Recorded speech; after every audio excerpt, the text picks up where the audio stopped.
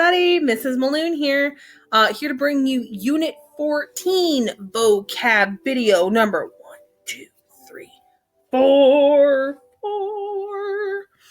This will be our last vocab video for Unit 14, but please make sure that you're watching and going through Pear Deck if you want to practice. So if you want to go through Pear Deck, you're going to go to the very first slide on the presentation that I posted here, and you're going to click this button, and it'll take you straight to the Pear Deck. And I'm going to do my presentation through Pear Deck just so you can see all the different fun little things that you can do. Answering these questions isn't mandatory, but it will help you kind of get a feel for how to use your words during this unit. So you might want to go through and practice here before you try to take on all of the other vocab stuff, okay?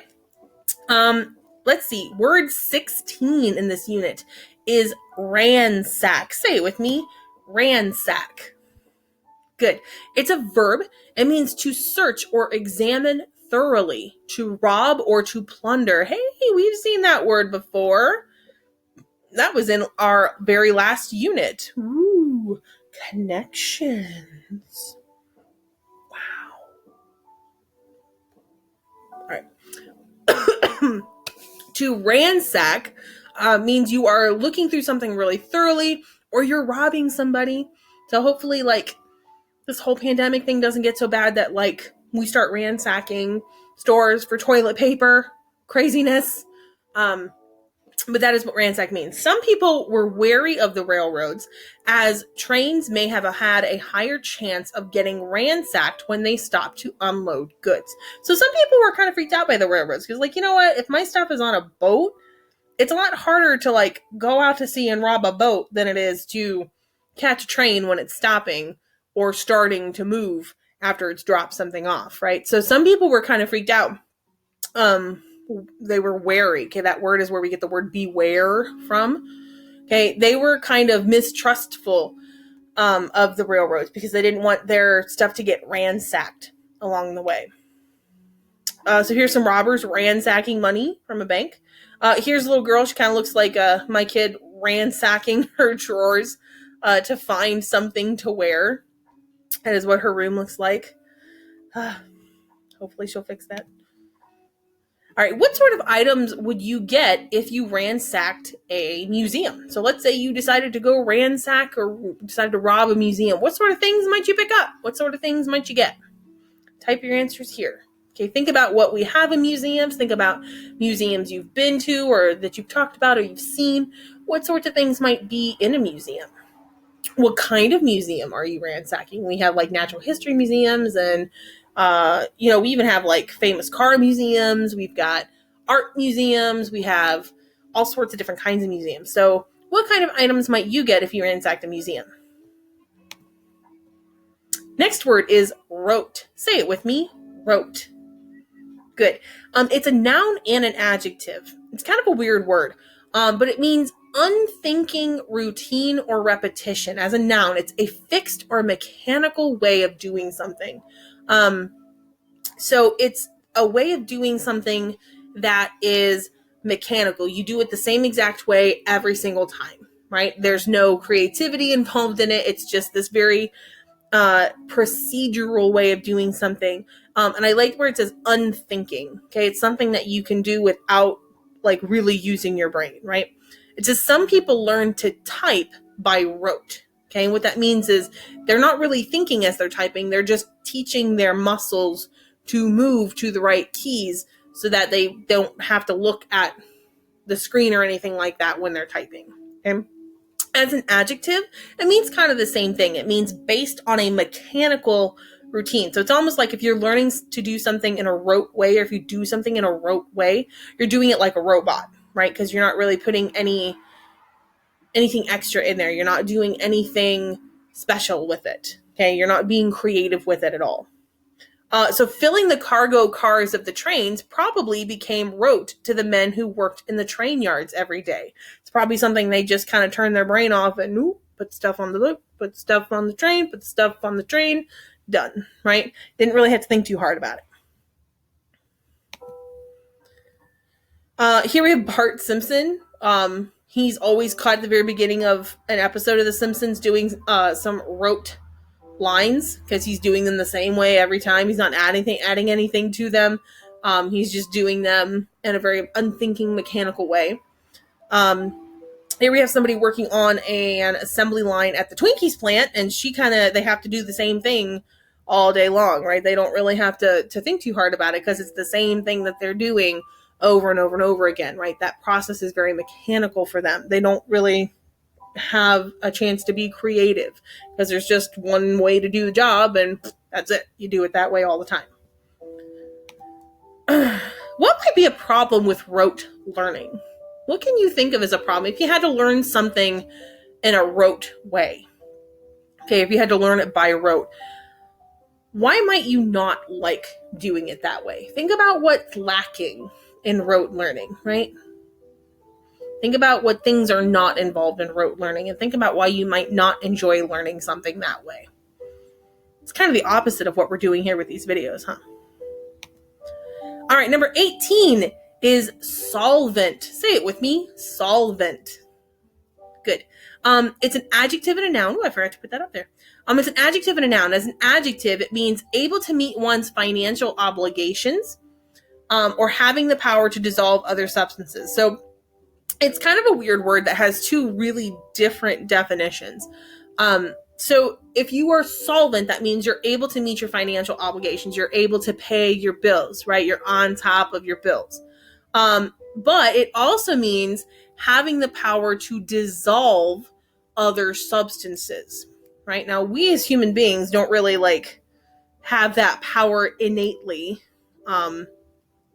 Parts of our body might. So our stomach bile is kind of a solvent because it dissolves and breaks down the stuff that we eat and turns it into stuff that our body can process, which is pretty cool. Thanks, gallbladder. We appreciate you.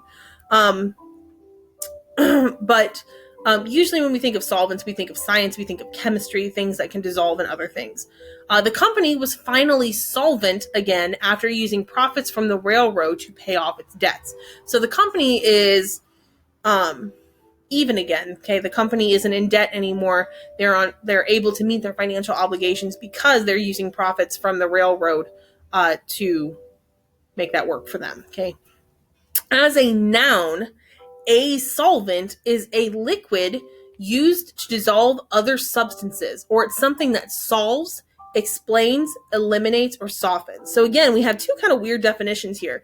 So it's either A, literally something that can dissolve another product or another substance, or it's something that solves a problem or explains something or eliminates or softens something. So I said the railroads were the solvent to the problem of how to transport goods in a better way.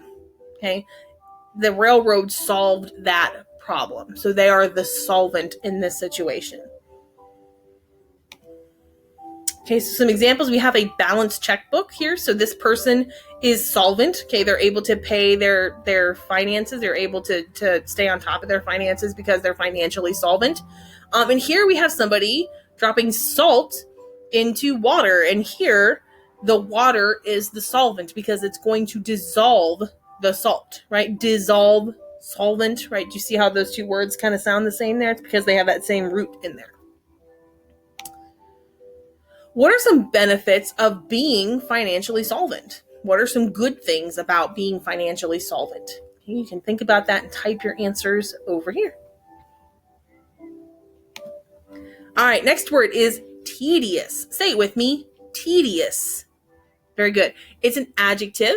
It means long and tiresome. I'm sure this quarantine has been very tedious for you because there's not a lot going on. Working in the office may have been tedious for the writer's nephew, but the social scene in San Francisco was growing and the young man may have benefited from it. So remember we talked about how this passage we're going to read with all these words in it was written by a guy who was kind of trying to convince his nephew to come to San Francisco and work for them. And he said, yeah, you might get, a job working around the office that would be really tedious, be kind of long and tiresome, but all the really cool stuff you can go do in San Francisco after you're done with your shift is totally worth it, right? So he's trying to kind of convince this young man to come and work for him, even though working in the office would be kind of long and boring. So here's somebody who's clearly dealing with some tedious tasks at the computer. He looks like he's about done. Probably what some of you look like after you're done doing your work on the computer for the day. And here's somebody just kind of listening, waiting for this person to just be done talking. But it looks like he has done an awful lot of talking. If you look at this line going all the way down here. What part of your stay-at-home time has been the most tedious? So thinking about your experience doing this whole stay-at-home order, what has been the most tedious part of that time that you've been away?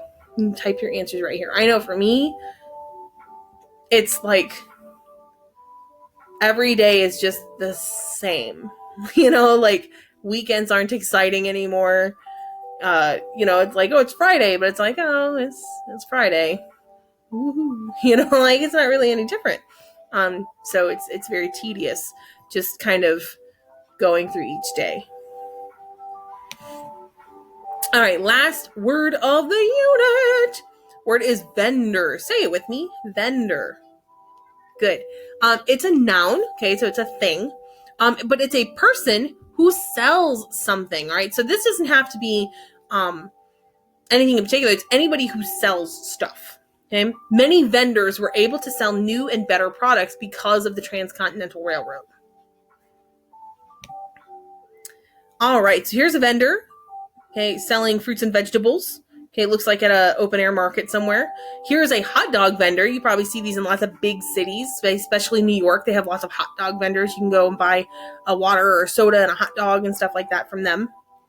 But remember, a vendor is anybody who sells anything, right? So even a used cars salesman is a vendor, right? Somebody who sells the district a test, right? If they're like, oh, hey, we want you to use this to help, collect data on how well your students are doing throughout the year. We call them vendor assessments because it's a test, it's an assessment that we bought from a company, right? So that kind of puts those two things together, kind of makes sense. So a vendor is anybody who sells stuff.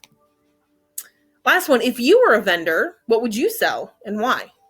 I would sell books. I would sell books every day, all day, because I would have to read all the really awesome, wonderful books in order to be able to talk to people about them and sell them. So I would definitely be a book vendor. Excellent. This is the end of Unit 14. If you have any questions or you're not sure what a word means or how to use it, hit me up, let me know, and we'll work on it. All right. Have a great day, guys. Bye.